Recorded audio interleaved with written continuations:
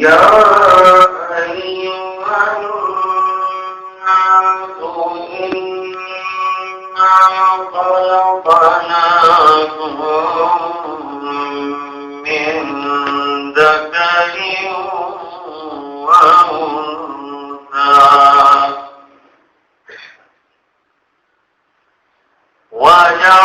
وجعلناكم شعوبا وقبائل لتعارفوا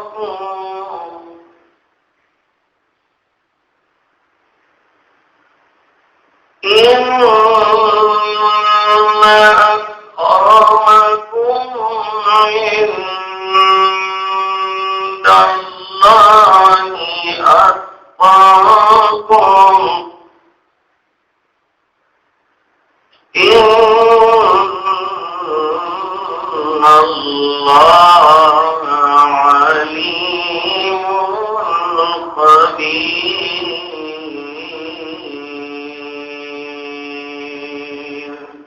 صدق الله العظيم.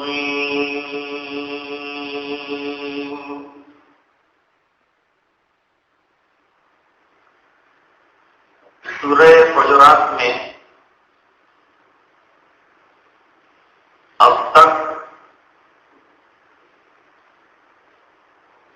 اجتماعی اور اسلامی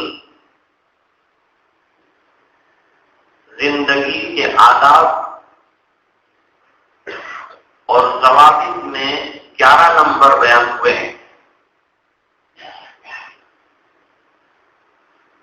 اب تک 11 قاعدے اور 11 ضابطے بیان کیے. ایک مسلمان کو ایک اچھے انسان کی طرح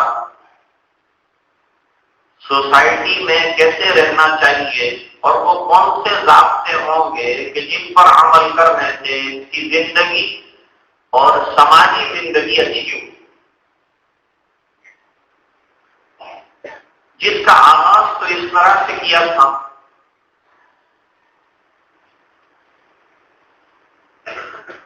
کہ اپنے تمام معاملات کو اللہ اور اس کے رسول کے احکام کے سپرد رکھو. نمبر 2، اپنی آواز کو ادبی پیرائے میں نبی کی آواز سے بلند مت کرو.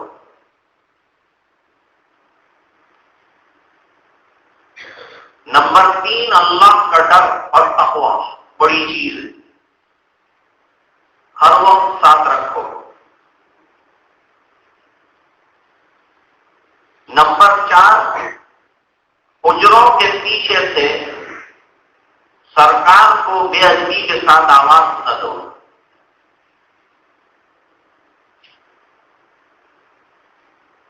بے تحقیق کی باتوں کو مت چلاؤ. افواہوں کے بازار گرم مت کرو. کوئی خبر آئے تو تحقیق کرو، اس سے پہلے اس کی نشر و اشاعت نہ کرو. جس سے غلط فہمیاں پیدا ہوتی ہیں، جھگڑے پیدا ہو سکتے ہیں.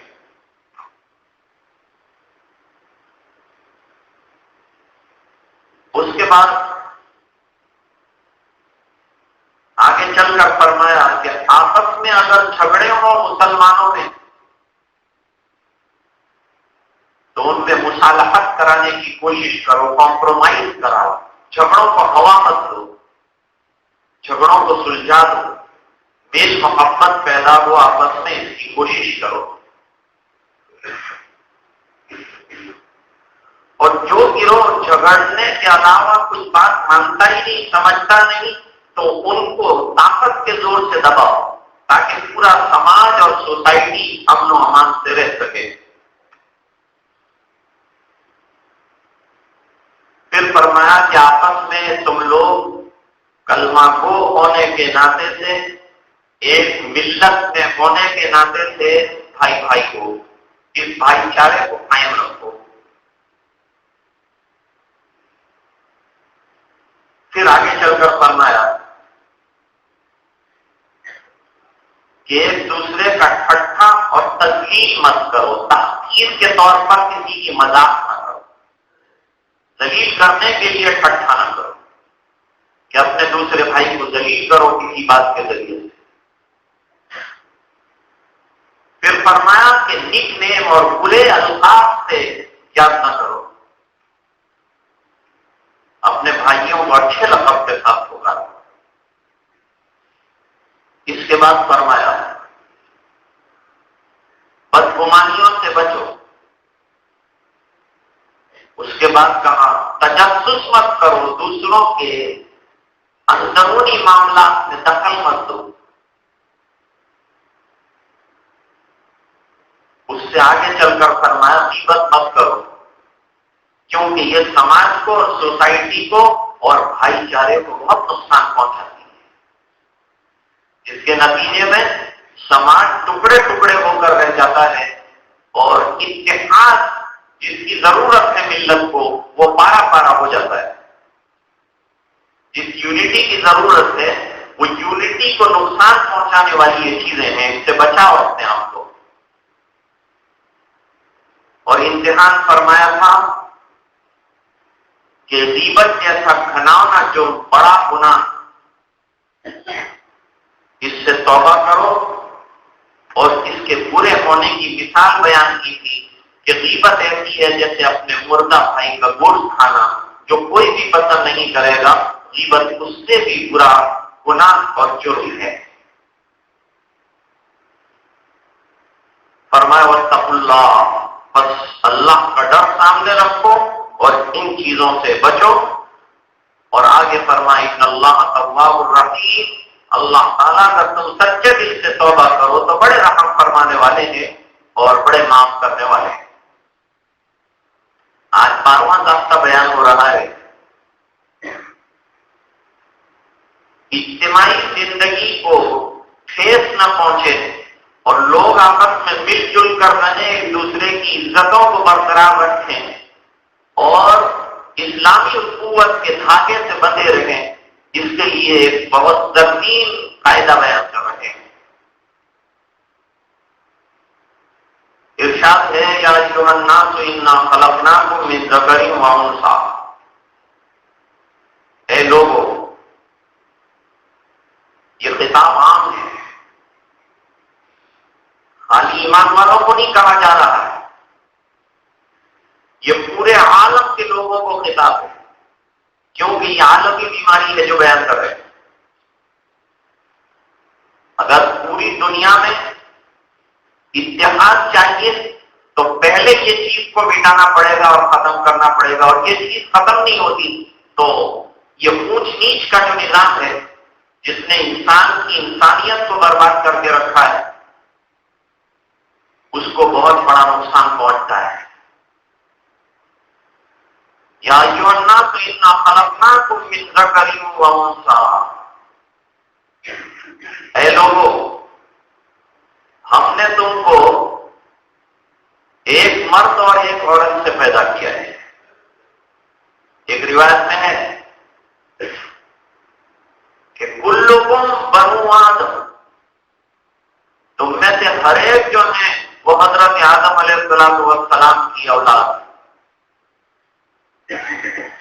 اور وآدم خلق اللہ من تراب، اور آدم بہرحال ان کو اللہ تعالیٰ نے مٹی سے پیدا کیا، تو تم سب آدم کی اولاد، آدم بنے مٹی سے، تو ایک مٹی کو دوسری مٹی سے کیا فضیلت اور کیا شرف حاصل ہے؟ یہ بھی مٹی وہ بھی مٹی۔ تو فرماتے ہیں اپنی مٹی کو اونچا سمجھنا، دوسرے کو کم سمجھنا، اقبال نے اسی کو کہا ہے فرقہ بندی ہے کہیں اور کہیں ذاتیں، کیا زمانے میں پنپنے کی یہی باتیں۔ اگر آپ چاہتے ہیں کہ متحد بھی رہیں، مل کے بھی رہیں، تو یہ اونچ نیچ کا جو نظام ہے وہ مل کر رہنے دے گا؟ نہیں رہنے دے گا۔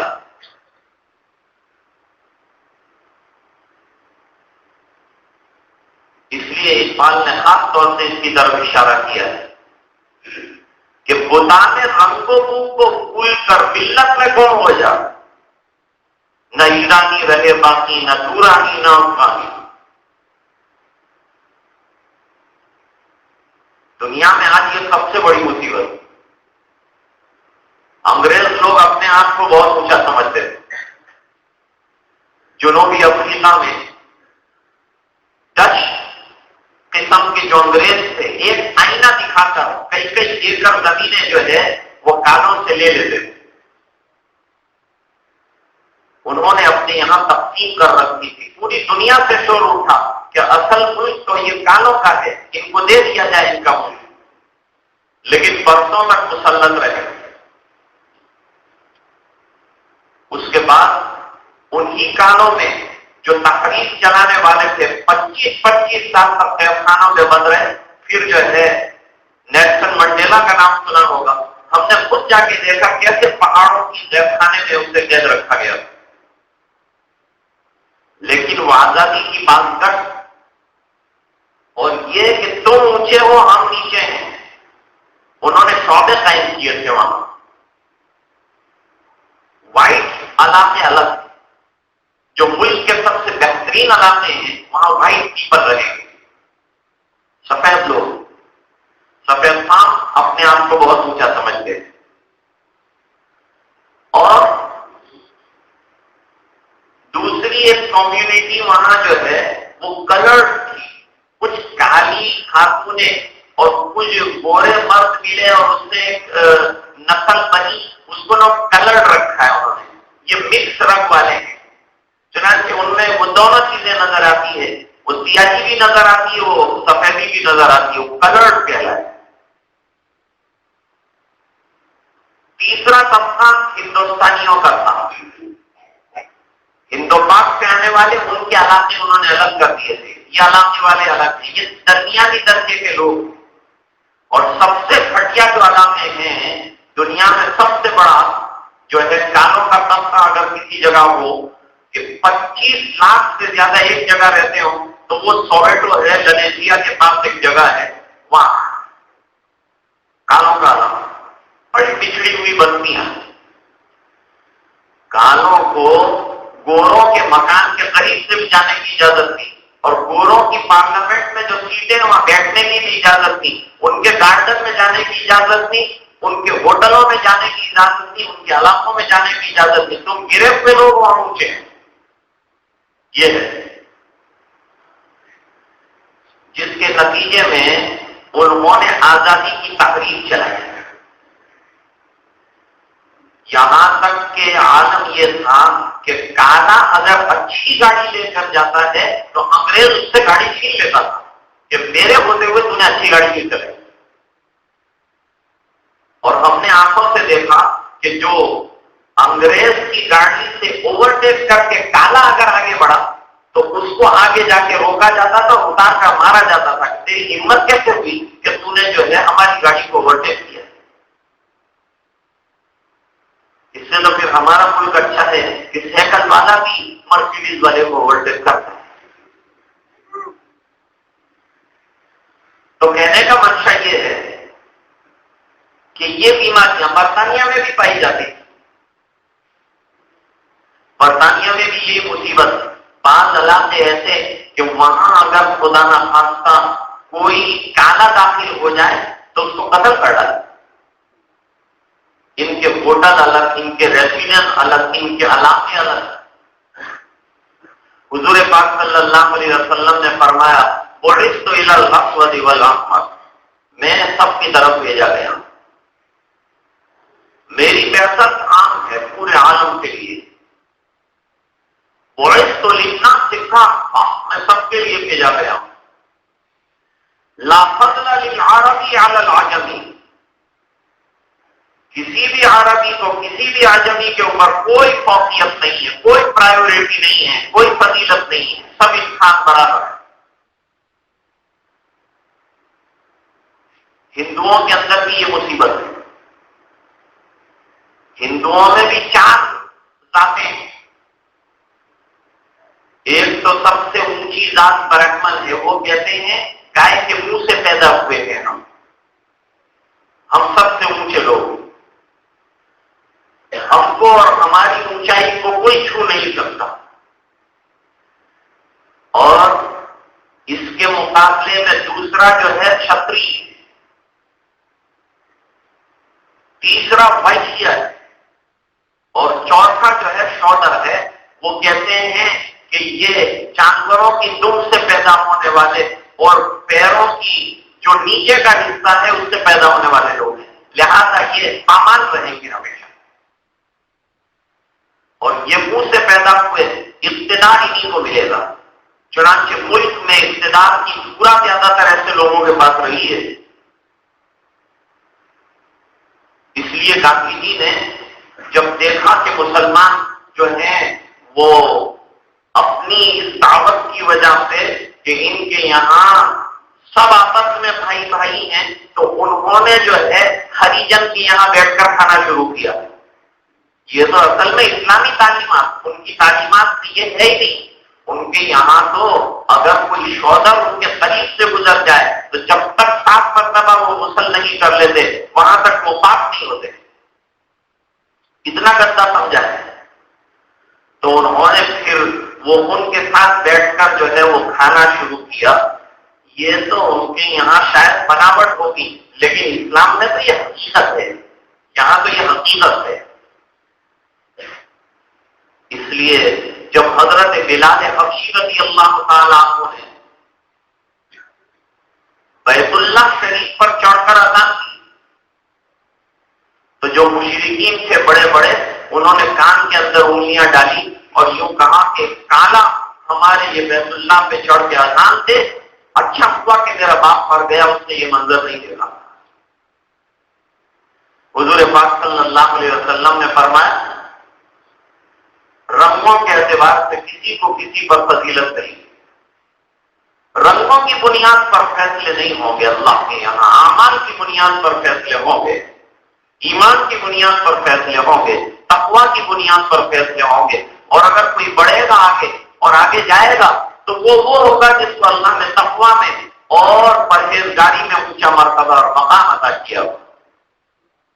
ان اکرمکم عند اللہ اتقاکم، تم میں زیادہ پسندیدہ اللہ کے یہاں باعزت وہ ہے جو زیادہ متقی ہے اور زیادہ پرہیزگار ہے۔ دعوے سے کچھ نہیں ہوتا، وہ اللہ کو معلوم ہے، وہ عالم بمن اتقى، کون ہے تقوی والا، کون ہے پرہیزگاری والا۔ تمہیں کیا معلوم، تم فیصلہ مت کرو لوگ ہو کر، اور تمہارے انسانی دماغ نہیں فیصلہ کر سکتے۔ اب تقوی کہاں ہونا، تقوی یہاں ہے، اندر ہے، اور اندر کا حال اوپر والے کو معلوم ہے۔ صرف ظاہر داریوں سے فیصلے نہیں ہوتے، فیصلے اللہ کے یہاں ہوں گے کہ کون متقی ٹھہرا، کون پرہیزگار ٹھہرا، کون اللہ کے نزدیک پسندیدہ ٹھہرا۔ یہاں فرماتے ہیں اِنَّا خَلَقْنَاكُم مِّن ذَكَرٍ وَأُنثَىٰ، حضور پاک صلی اللہ علیہ وسلم نے فرمایا اسلام کی مساوات کو دیکھنا ہو تو آؤ دیکھو کہ حضرت بلال رضی اللہ تعالیٰ عنہ کو اذان پکارنے کے لیے مرتبہ اور مقام ملا ہے۔ اذان تو خواب میں کسی اور نے دیکھی، عبداللہ ابن زید ابن عبد ربہ نے دیکھی، اور حضرت عمر رضی اللہ تعالیٰ عنہ نے یہ اذان خواب میں سنی تھی، لیکن اذان دیکھا کون؟ حضرت عمر رضی اللہ عنہ کی آواز بہت بلند تھی، ان کو کہا جا سکتا۔ اور جب یہ جو قرآن کریم میں آیت آئی نا لا ترفعوا اصواتکم فوق صوت النبی، تو حضرت عمر رضی اللہ عنہ نے بالارادہ آواز کو اتنا فرق کیا تھا کہ ان کے ہونٹوں کے پاس کان لے جانے پڑتے تھے کہ کیا کہنا چاہتے، تو جہوری الصوت تھے حضرت عمر رضی اللہ عنہ۔ اور دوسرے بھی صحابہ کرام تھے بڑے فضیلت والے اور منقبت والے، تو ہونا تو یہ چاہیے تھا کہ ان کو اذان کے منصب پر قائم کیا جاتا کہ تم اذان کہو، لیکن حضور پاک صلی اللہ علیہ وسلم نے حضرت بلال کا انتخاب کر کے دنیا کو یہ بتایا کہ یونٹی کی جو ہم بات کرتے ہیں اور ذات پات ہمارے یہاں کوئی چیز نہیں ہے، اگر اس کی ہم بات کرتے ہیں تو حقیقت یہ ہے کہ اس کو عملی جامہ بھی ہم ہی پہناتے ہیں۔ حضرت بلال آزاد ہوئے اور درجہ کتنا اونچا ہو گیا، حضرت عمار رضی اللہ تعالیٰ عنہ اور حضرت علی رضی اللہ عنہ اور حضرت مقداد کے بارے میں حضور پاک صلی اللہ علیہ وسلم نے فرمایا یہ تینوں کی تو جنت مشتاق ہے، جنت کو ان کا انتظار ہے، اشتیاق سے جنت کو. تو اندازہ لگاؤ کہ کتنا اونچا مرتبہ اور کتنا اونچا مقام ان کو عطا کیا گیا. تو اسلام میں آنے کے بعد انسان کو عزتیں ملتی ہے، مرتبے ملتے ہیں، مقام ملتا ہے. ابو سفیان ڈر رہے تھے کہ شاید اسلام قبول کروں گا تو میرا منصب چھن جائے گا اور میری شاید سرداری ختم ہو جائے گی. لیکن حضور پاک صلی اللہ علیہ وسلم نے فرمایا خیارکم فی الجاہلیۃ خیارکم فی الاسلام اذا فقہوا. فرمایا جب دین آ گیا تم میں، اسلام قبول کیا اور تم کو دین کی سمجھ اللہ تعالیٰ نے عطا فرمائی ہے، تو فرماتے ہیں اس دینی سمجھداری کے آنے کے بعد اسلام تمہاری سرداری کو ختم نہیں کرے گا بلکہ تمہیں برقرار کرے گا اپنی سرداری پر. تو یہ بہت بڑی بات ہے.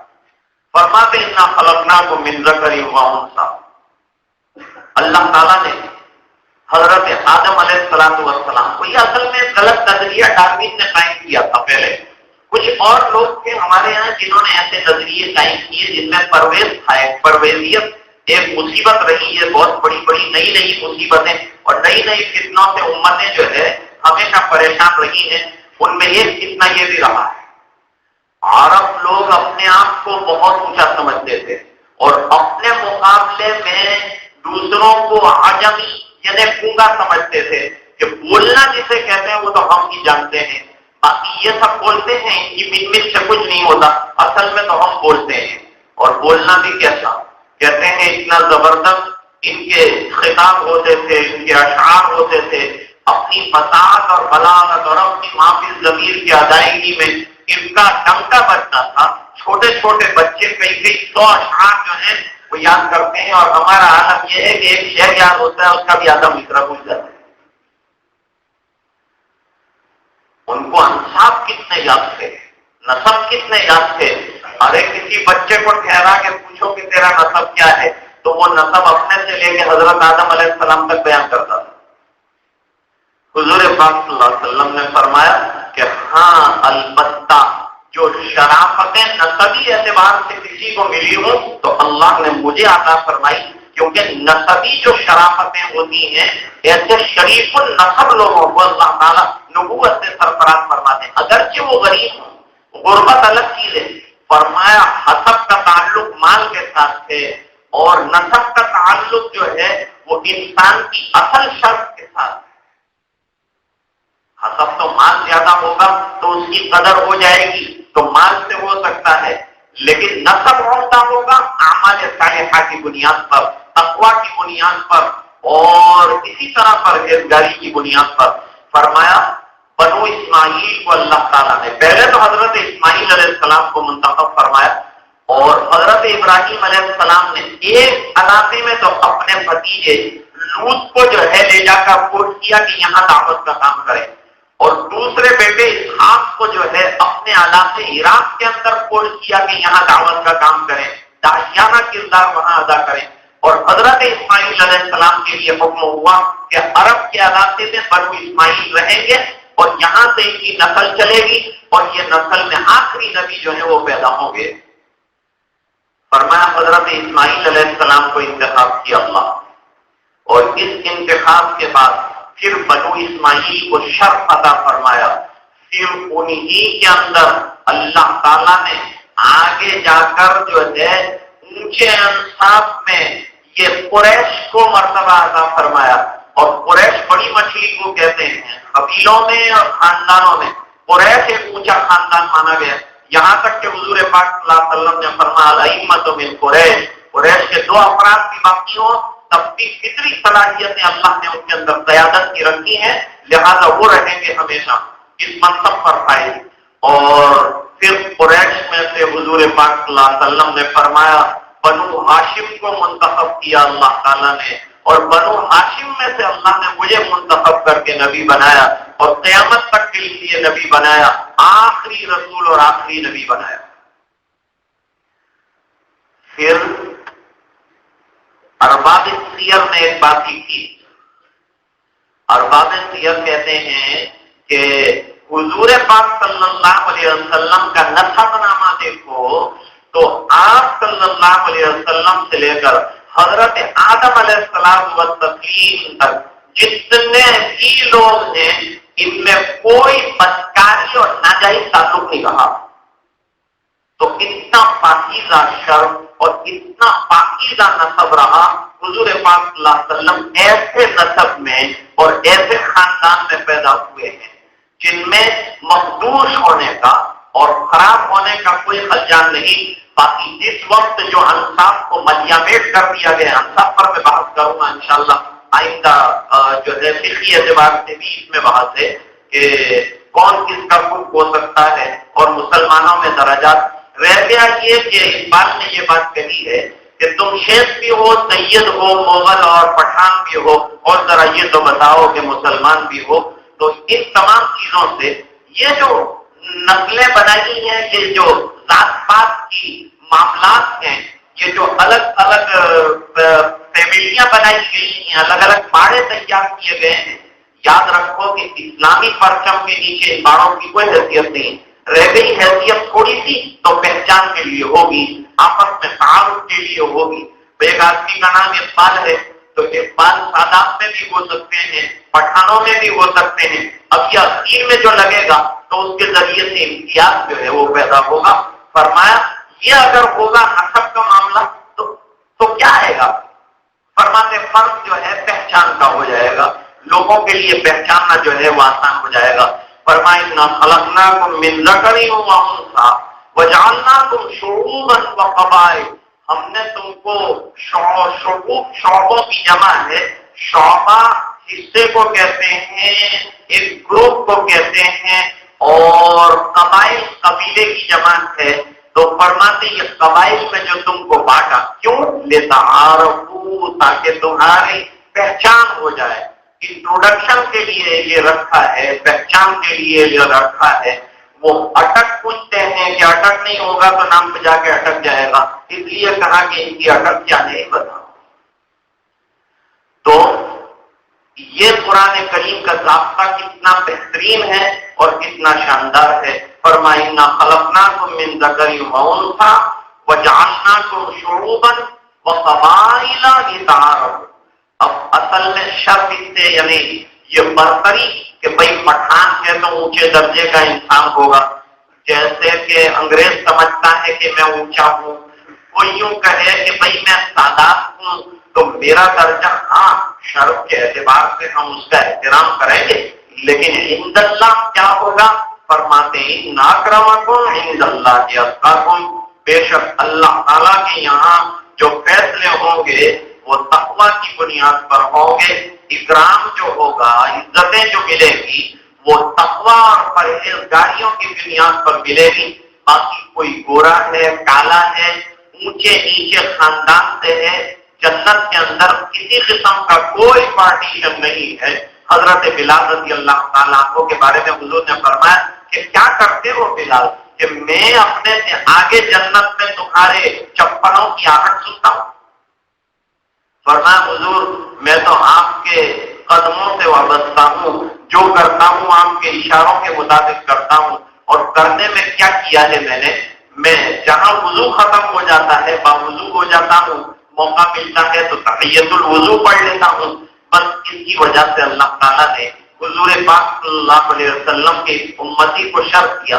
کوئی نہیں کہہ سکتا اور کوئی یہ کامنٹ نہیں کر سکتا اور کوئی جو ہے اس پر کریٹیسائز نہیں کر سکتا کہ یہ حضور سے آگے کیسے چلے گئے. ارے یہ حضور کے قدموں کی برکت ہے کہ حضور پاک صلی اللہ علیہ وسلم کو یہ بات بتائی گئی کہ امتی اعمال میں اس قدر آپ کے اشاروں پر چلتے ہیں. اور شرط جو ہے یہ بتایا گیا ہے، دوسری فضیلت جو ہے وہ سامنے آئی. فرمائنا خلقناکم من ذکر و انثی. دوسری جگہ اللہ تعالیٰ نے اس کو بڑی وضاحت کے ساتھ جو ہے بیان فرمایا، یا ایھا الناس اتقوا ربکم الذی خلقکم من نفس واحدہ وخلق منها زوجها وبث منهما رجالا كثيرا ونساء واتقوا الله الذی تساءلون به والارحام. اس لیے فرمایا کہ جتنی مخلوق ہے پوری وہ یہ پہلا سبق ہے کتاب خدا کا کہ مخلوق ساری ہے کنبہ خدا کا. فرماتے ہیں کہ یہ قرآن کریم کا پہلا سبق ہے، یہ کتاب ہدایت کا پہلا لیسن بتلایا ہے کہ جتنی مخلوق ہے یہ سب اللہ تعالیٰ کا کنبہ یعنی اللہ کے پیدا کرتا لوگ ہیں، اور یہ سب جا کر کے جھگڑے ختم ہو جائیں گے اگر یہ سمجھ میں آ جائے کہ ابونا آدم، ہمارے باپ جو ہیں وہ حضرت آدم تھے اور حوا جو ہیں وہ ہماری ماں تھی. تو اگر یہ دیکھیں کہ ہم ماں باپ بھائی جھگڑ رہے ہوں، بہنیں جھگڑ رہی ہوں، تو یوں کہیں گے کہ بھائی تمہارے ماں باپ ایک ہیں، پھر جھگڑا تم آپس میں کیوں کرتے ہو؟ تو یہ یاد دلایا جا رہا ہے کہ یہ جھگڑا کرنے کی چیز نہیں ہے. اس لیے ملا جامی نے بہت اچھی بات کہی، جب ہو گئے مسلمان، جب کلمہ پڑھ لیا تو اب کیا ہوگا؟ بندے عشق شدی ترک نسب کن جامی. جامی بہت بڑے شاعر بھی ہیں، بہت بڑے اللہ والے بھی ہیں، اس لیے فرماتے ہیں کہ اے جامی، تو نے تو عشق کا پیالہ پی لیا، تو تو اپنے آپ کو اللہ کے دین کا عاشق کہتا ہے، پھر یہ نسب کے اوپر فخر کیسا؟ نسب فخر کے لیے نہیں ہے، تعارف کے لیے ہے، انٹروڈکشن کے لیے ہے، پہچان کے لیے ہے، لیکن فخر کے لیے نہیں ہے. فرماتے ہیں بندے عشق شدی ترک نسب کن جامی کہ این دری راہ فلان ابن فلان چیزیں ہیں.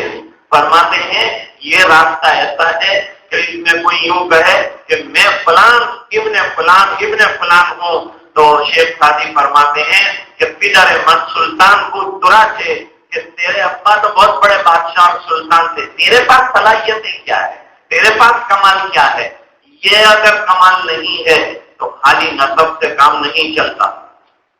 آج بہت بڑے بڑے سجادہ نشین لوگ موجود ہیں دنیا میں اور ان کے نسب بھی بہت عالی شان ہے، لیکن صرف سجادہ نشینی اور گدی نشینی سے کام نہیں چلتا. یہاں تو ضرورت ہے محنت کی، یہاں تو ملتا ہے تو قربانیوں کی بنیاد پر ملتا ہے. خالی گدی پر باپ مرا بیٹھا بیٹا اور اس نے شروع کر دی حکومت، یہ گوارا نہیں ہے. اسلام میں کمالات کی بنیاد ہے. یہاں اپنی محنتوں سے لوہا جو ہے وہ منوایا جاتا ہے اور فرمایا کہ صرف یہ کہ فلان کا میں بیٹا ہوں اس لیے مجھے اٹھایا جائے، میری عزت کی جائے، کوئی نہیں کرے گا. اس بنا پر کہ اسلام ایسی چیزوں کو مٹاتا ہے. یہاں تک کہ یہ اقربا پروری کا جو نظام بنا ہے یہ بھی پسندیدہ نہیں ہے. چنانچہ حضور پاک صلی اللہ علیہ وسلم نے حضرت بلال رضی اللہ تعالیٰ عنہ کو بلایا، تم اذان دو. اب حضرت بلال رضی اللہ تعالیٰ عنہ کا رنگ بھی سیاہ، نمبر 2 ان کی زبان میں بھی لبنر، پھر تھے بھی حبشہ کے رہنے والے، تلفظ بھی صحیح نہیں ہو رہا تھا، لیکن اذان کا کام ان کو سپرد کیا. علماء نے ایک نقطہ لکھا ہے، بہت عمدہ نقطہ. کیوں دیا حضرت بلال رضی اللہ تعالیٰ عنہ کو؟ مؤذن کا مرتبہ اتنا اونچا اور عالیشان مقام کیوں ملا کہ تم چلو اور اوپر کھڑے ہو کر لا الہ الا اللہ اور اشہد ان محمد رسول اللہ کی صدا بلند کرو؟ کیوں کہا؟ اس بنا پر کہا، اور اس بنا پر یہ حکم دیا گیا کہ دنیا کو بتایا جائے کہ حق کی آواز کو مٹایا نہیں جا سکتا. بہت اچھی بات کہی ہے شاید کہ حضرت حسین رضی اللہ تعالیٰ عنہ شہید ہوئے، لیکن شہادت نے کیا بتایا؟ خالی رونے سے کیا ہوتا ہے؟ سبق دیکھو کیا دے رہے. تیرے ثبات نے دنیا پہ کر دیا روشن، تیرے ثبات نے دنیا پہ کر دیا روشن. ہوا کے رخ پہ بھی حق کا چراغ جلتا ہے کہ ہوائیں ہوں مخالف چل رہی ہوں، لیکن فرماتے ہیں کہ جو حق والا ہوگا اللہ تعالیٰ اس کی حقانیت کا چراغ تو کہیں بھی جلائیں گے. اس بنا پر فرماتے ہیں کہ شہید ہو گئے، لیکن آج اگر کوئی پہچانتا ہے تو حضرت حسین رضی اللہ عنہ کی شہادت کو.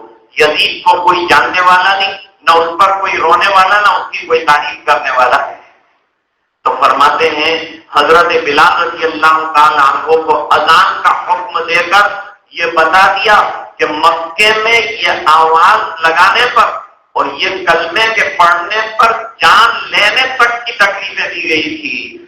سینوں پہ پتھر رکھے گئے تھے، زنجیروں میں باندھ کے کھینچا بھی گیا تھا، اور یوں کہا گیا تھا کہ یہ آواز جو آتی ہے نا، اور یہ جو ندا ہے نا کلمے کی، اور یہ جو تم پڑھتے ہو نا کلمہ، اسے چھوڑ دو تو ہم تمہیں چھوڑ دیں گے۔ تو انہوں نے کہا تھا کہ جان تو جا سکتی ہے، باقی یہ کلمے کے علاوہ کوئی چیز جو ہے زبان پر نہیں آ سکتی۔ اب تمہیں جتنی طاقت لگانی ہے لگاؤ، تم کو جتنا کرنا ہے کر گزرو۔ اب اذان کے لیے ان کا درجہ کہ جس نے لا الہ الا اللہ کے لیے سب سے زیادہ مارے کھائی، ایک اللہ کی وحدانیت کے لیے جس نے سب سے زیادہ مارے کھائی، اسی کے ذریعے سے کلمہ بلند کروایا گیا اور بتایا گیا کہ جب مار تو نے کھائی ہے تو اذان پر اجر کا انعام بھی تجھی کو حاصل ہوگا۔ اور یہ در حقیقت یونٹی کی سب سے بڑی دلیل ہے، اس سے بڑھ کر اور کوئی دلیل نہیں ہو سکتی۔ اور یہ دلیل لفظی جمع فرق نہیں ہے بلکہ حقیقت پر مبنی ہے، جس کو تاریخ نے نوٹ کیا ہے اور ہمیشہ کے لیے نوٹ کیا ہے۔ فرماتے ہیں اے لوگوں، ہم نے تم کو ایک ماں باپ سے پیدا کیا ہے، ایک مرد ایک خاتون سے پیدا کیا ہے، اور تمہارے اندر پھر الگ الگ قبائل جو ہیں وہ بن گئے، الگ الگ شعبے تمہارے اندر ہو گئے۔ یہ اس بنا پر ہے کہ تم آپس میں ایک دوسرے کو اچھی طرح پہچان سکو، ورنہ اللہ کے یہاں پہچان کا طریقہ انصاف کی بنیاد پر نہیں ہوگا، تقوی کی بنیاد پر ہوگا۔ آگے چل کر فرمایا کون اچھا ہے کون برا ہے، کون تم نے جن کو کہا کہ یہ اچھا ہے برا ہے وہ واقعی ایسا ہے؟ ان اللہ علیم خبیر، اللہ تعالیٰ کو بہت علم ہے اس کا کہ کون متقی اور پرہیزگار ہوگا۔ اللہ تعالیٰ بہت باخبر ہے اس سے، لہذا یہ انصاف کی بنیاد پر فخر و مباحث کو چھوڑ دو۔ اللہ تعالیٰ عمل کی توفیق عطا فرمائے۔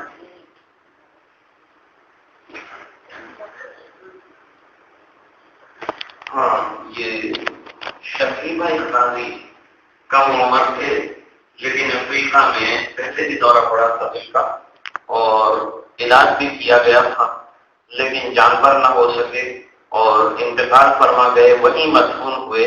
اللہ تعالیٰ مرحوم کی بے انتہا مغفرت فرمائے اور جنت میں اور اعلیٰ علیین میں بہترین مرتبہ مقام عطا فرمائے، قبر کو نور سے بھر دے کروٹ کروٹ سکون عطا فرمائے۔ یہاں جتنے برادران ہیں، رشتہ داران ہیں، اللہ تعالیٰ ان تمام کو صبر جمیل اور اس پر اجر جزیل عطا فرمائے۔ اللہم صلی علی سیدنا محمد وعلی آل سیدنا محمد واصحابہ وازواجہ وبارک وسلم۔ اللہم لک الحمد کلہ ولک الشکر کلہ والیک یرجع الامر کلہ۔ اللہم لک الحمد کما انت اہل فصل علی محمد کما هو اہل وافعل بنا ما انت اہل انک انت اہل التقوى واہل المغفرة۔ آتنا فی الدنیا حسنہ وفی الآخرۃ حسنہ وقنا عذاب النار وادخلنا الجنة مع الأبرار يا عزيز يا غفار۔ اللهم إنا نسألك الهدى والتقى والعفاف والغنى، نسألك العفو والعافية والمعافاة الدائمة في الدين والدنيا والآخرة۔ توفنا مسلمين والحقنا بالصالحين غير خزايا ولا ندامى ولا مفتونين۔ اے اللہ ہمارے گناہوں کو معاف فرما، کوتاہیوں سے درگزر فرما، اپنا فضل اور کرم شامل حال فرما، رحم کے کرم کے عافیت کے خیر کے فضل کے فیصلے فرما۔ اے الہ العالمین، ہم مجرم ہیں، گناہگار ہیں، ریاکار ہیں، خطاکار ہیں، گناہگار ہیں۔ اے اللہ ہمارے گناہوں کو درگزر فرما دے۔ یقیناً ہم گناہوں کے سمندر میں غرق ہیں اور ڈوبے ہوئے ہیں۔ تو کریم ہے میرے مولا، اور آقا ہمارے اور پروردگار ہمارے جرائم کو درگزر فرما دے۔ ہمارے گناہوں پر نظر نہ فرما، اپنی شان کریمی پر نظر فرماتے ہوئے ہمیں درگزر فرما دے، اور اللہ کو اگر معاف فرمائے تو تیری شان میں کوئی کمی نہیں آئے گی، لیکن اللہ ہم جیسوں کی بگڑی بن جائے گی۔ ہماری بگڑی بنا دے، پوری امت کی بگڑی بنا دے، پوری امت کے حال پر رحم فرما دے۔ اللہ میں نمازوں کا پابند بنا دے، اے اللہ تلاوت کا شیدائی بنا دے۔ اللہ دنیا کی ترقی کو تو نے روکا نہیں، لیکن جو ترقی دین کے لیے رکاوٹ بن جائے، تیرے احکام پر چلنے میں مانع بن جائے، اللہ اس سے تو نے روکا ہے، اور ایسی ترقی مصیبت سے کم نہیں۔ اللہ اس سے ہماری حفاظت فرما۔ اللہ دین دنیا کی وہ ترقیاں جو تیرے یہاں پسندیدہ ہیں وہ عطا فرما۔ اے الہ العالمین، نمازوں کا عاشق بنا دے۔ اللہ گھر میں تلاوت کا نظام بنا دے۔ اللہ ہمارے دلوں کو اپنی یاد سے مرور اور مزین فرما دے۔ زبانوں پر اپنا ذکر جاری فرما دے۔ اے اللہ کہاں ہماری ناپاک زبانیں اور کہاں تیرا نام، لیکن یہ تیرا کرم ہے اور تیرا احسان ہے کہ تو نے ہمیں اپنا نام لینے کی اجازت نہیں بلکہ حکم دیا ہے۔ اے الہ العالمین اس حکم کی قدر ہمیں عطا فرما دے، تیری مان کر زندگی گزارنا نصیب فرما دے۔ اللہ جو بیمار ہیں شفا عطا فرما دے، جو پریشان ہیں ان کی پریشانیاں دور فرما دے۔ اللہ دور دراز سے تیرے نام کی نسبت لے کر آنے والوں کا آنا منظور فرما دے۔ اللہ مساجد کی، مراکز کی، خانقاہوں کی، مقابر کی حفاظت فرما۔ اے الہ العالمین ایمان پر دنیا سے جانے والوں کی بھرپور مغفرت فرما، اور جب تک زندہ رکھے ایمان پر زندہ رکھ، جب وقت آخر ہو کلمے والی موت عطا فرما۔ اے اللہ کی دعائیں اپنے فضل و کرم حبیب پاک صلی اللہ علیہ وسلم کے صدقے میں منظور فرما برحمتک یا ارحم الراحمین۔ شاید آئندہ ہفتے اور اس کے بعد والی جمعہ میں، بلکہ میں دیکھ کر آپ کو بتلاؤں کہ کتنی جمعہ میں آپ کی خدمت میں حاضر نہیں رہ سکتا۔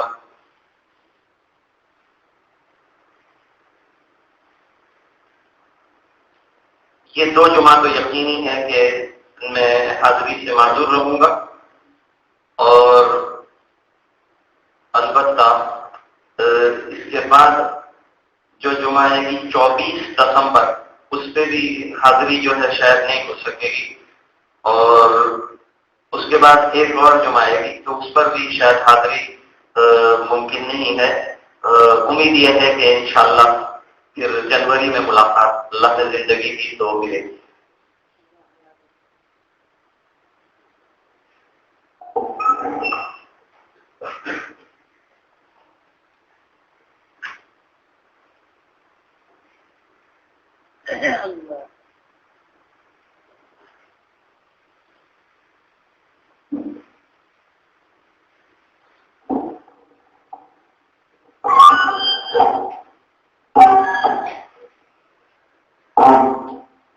تھوڑی دیر کے لیے انشاءاللہ ذکر اللہ کریں گے۔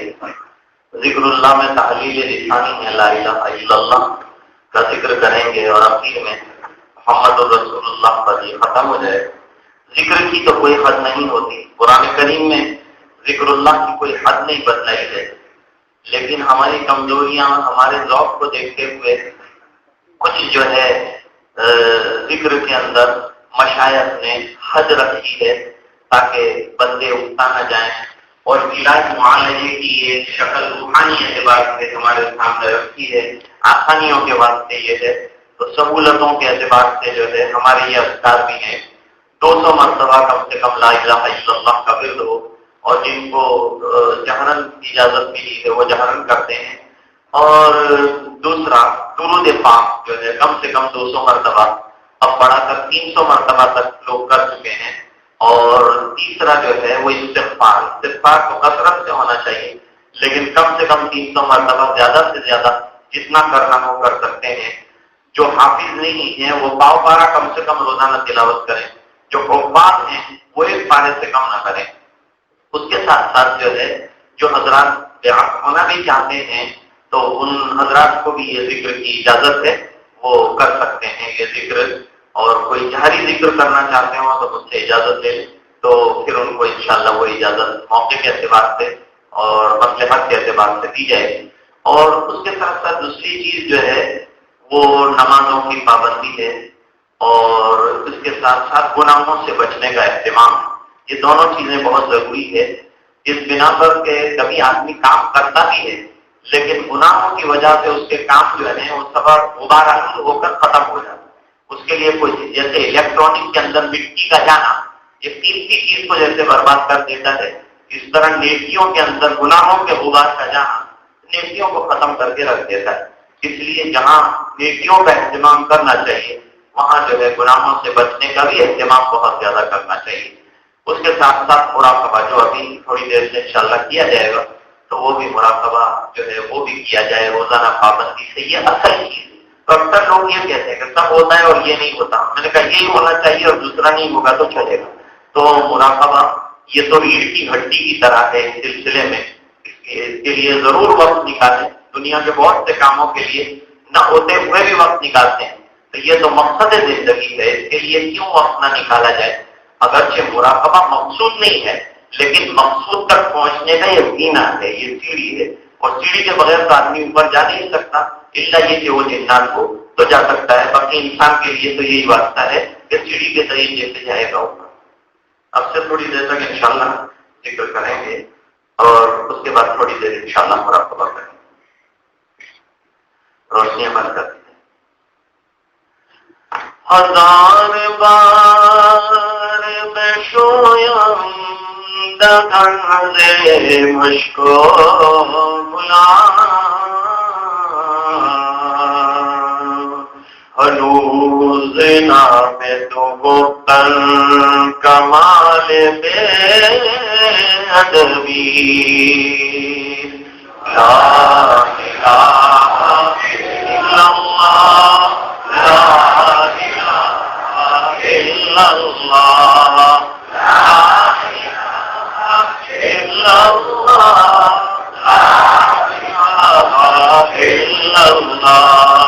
لا الہ الا اللہ لا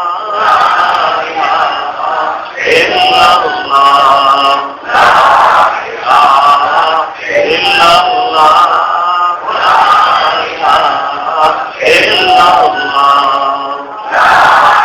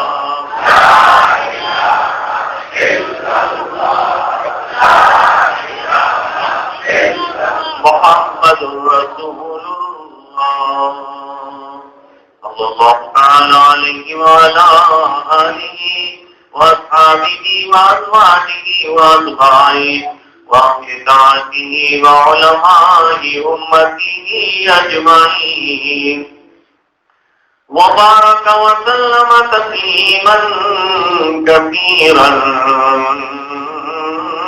كثيرا۔ اس سے تھوڑی دیر تک انشاءاللہ مراقبہ کریں گے۔ مراقبہ اللہ کے دھیان میں بیٹھنے کا نام ہے، اللہ کی رحمت کے انتظار میں بیٹھنے کا نام ہے۔ آنکھیں بند ہو، زبان سے اختیاری طور پر کچھ نہیں کہنا ہے، اور بلا اختیار کے کوئی جملہ نکلے تو اس میں معذوری ہے، اور سر کو دل کی طرف جہاں ضرب لگائی ہے ابھی ذرا سا جھکانا، اور صرف تصور کرنا ہے مراقبے میں اللہ کی رحمت برس رہی ہے، دل میں سما رہی ہے، دل اللہ اللہ اللہ کر رہا ہے، بس اسی تصور کا نام مراقبہ ہے۔ کیا فائدہ ہوگا اس سے؟ اصل میں جتنے گناہ ہیں وہ اللہ سے بے دھیان ہونے کی وجہ سے ہوتے ہیں۔ مراقبے سے اللہ کا دھیان اور کنسنٹریشن نصیب ہوگا، جس کی وجہ سے اللہ گناہوں سے بچا دیں گے۔ نیکیوں کی بنیاد ہی اللہ کا دھیان ہے، جتنا اللہ کا دھیان ہوگا نیکی کی طرف جائے گا۔ لہذا دونوں چیزیں حاصل ہوں گی، آج دونوں چیزوں کی ضرورت ہے، برائیوں سے اپنے آپ کو بچانا بھی ہے اور نیکیوں کی طرف لے بھی جانا ہے۔ تو اس وجہ سے یہ مراقبہ کیا جاتا ہے. اب سے تھوڑی دیر تک ہم مراقب رہیں گے. اللہ کی رحمت برس رہی ہے، دل میں سما رہی ہے اور دل کہہ رہا ہے اللہ اللہ اللہ.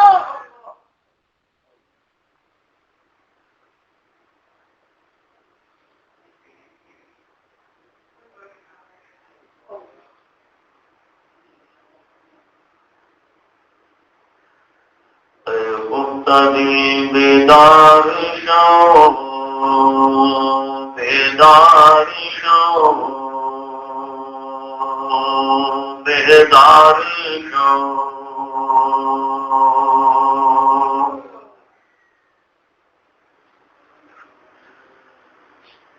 کبھی ہم غور کریں کہ کتنی زیادہ غفلتوں میں ہماری زندگی گزر رہی ہے. گھنٹوں کے گھنٹوں گزر جاتے ہیں لیکن اللہ کا نام تک دباتے ہیں، بیٹھے رہتے ہیں اور دنیا بھر کی بات کرتے ہیں، اور اگر نہیں آتا نام تو اللہ کا نام نہیں. جس اللہ نے یہ زبان دی ہے، یہ دل دیا ہے، اس سے اللہ کا نام تک نہ آئے تو اس سے بڑھ کر غفلت کیا ہوگی. در ذکر حق مشغول شو مشغول شو مشغول شو. اللہ کی یاد میں مشغول ہو جا، اس لیے کہ اصلی کام انسان کا اللہ کی یاد ہے. عزیزو دوستو یارو یہ دنیا دار فانی ہے.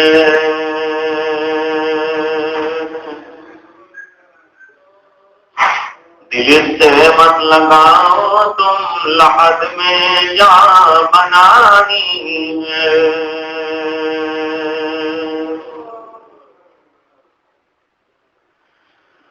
تو آیا بحر داد فضال اللہ کی دنیا میں،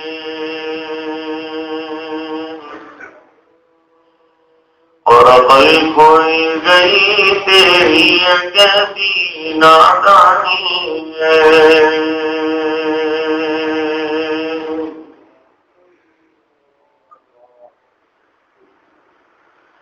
تو روزے رکھ نمازیں پڑھ خدا کو یاد کر ہر دم،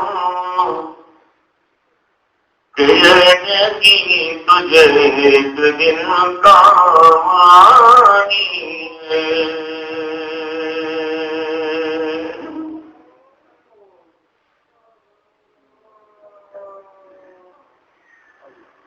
ہواؤں حرص والا دل بدل دے،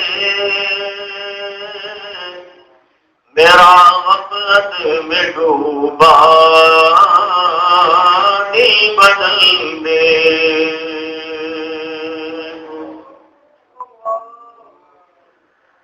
بدل دے دل کی دنیا دل بدل دے، خدایا فضل فرما دل بدل دے.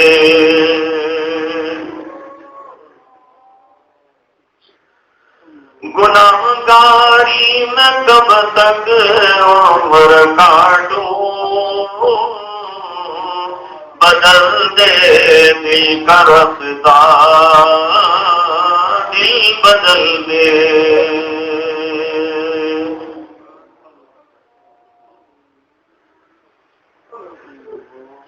سنو میں نام تیرا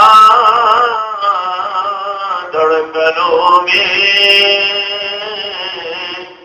مزا جائے مولا دل بدل دے.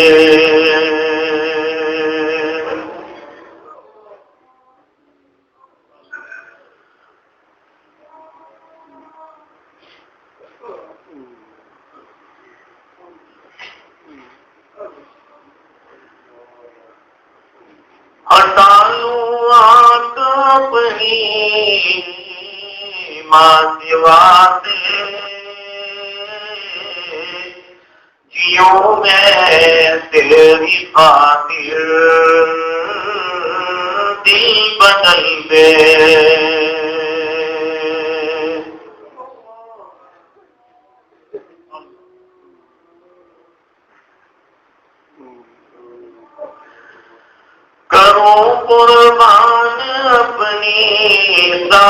کوئی خوشیاں تو اپنا غم عطا کر دل بدل دے.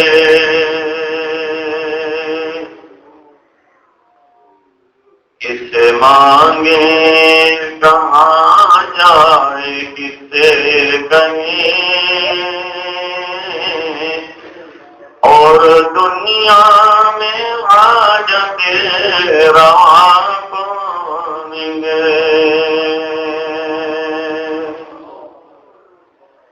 سب کا داتا ہے تو سب کو دیتا ہے تو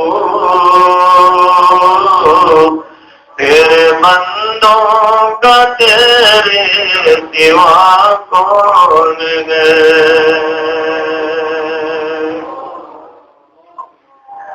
کون مقبول ہے کون مردود ہے اور بے خبر کیا خبر تجھے کو کیا کون ہے.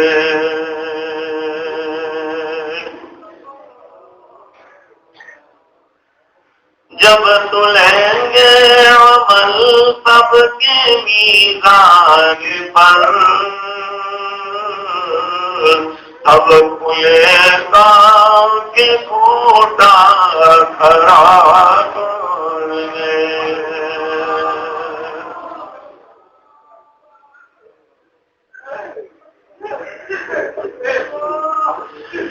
میرا رب سن رہا ہے یہ میری دعا جانتا ہے وہ خاموشیوں کی زبان. اب میری راہ میں کوئی حائل نہ ہو بحر و بر کیا بلا ہے سبا کون ہے.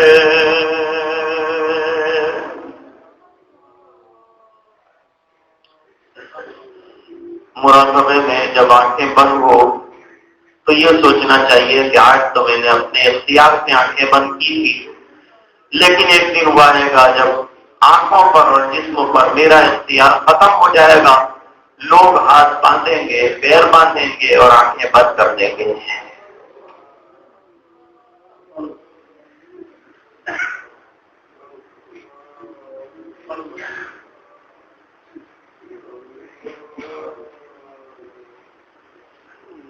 لا الہ الا اللہ محمد رسول اللہ.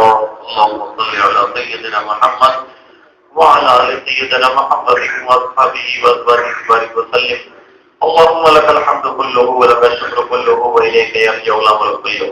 اللهم لك الحمد كما أنت أهله وصل على محمد كما هو أهله وافعل بنا ما أنت أهله إنك أنت أهل التقوى وأهل المغفرة. اللهم آت نفوسنا تقواها وزكها أنت خير من زكاها أنت وليها ومولاها. يا حي يا قيوم برحمتك نستغيث أصلح لنا شأننا كله ولا تكلنا إلى أنفسنا طرفة عين.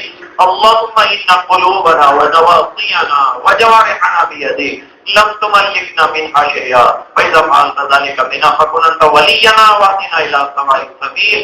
اے اللہ ہمارے گناہوں کو معاف فرما کوتاہیوں سے درگزر فرما اپنا فضل اور کرم شامل حال فرما رحم کے اور کرم کے فیصلے فرما اپنی رضا والی زندگی عطا فرما. اللہ زبان ذاکر عطا فرما قلب شاکر عطا فرما.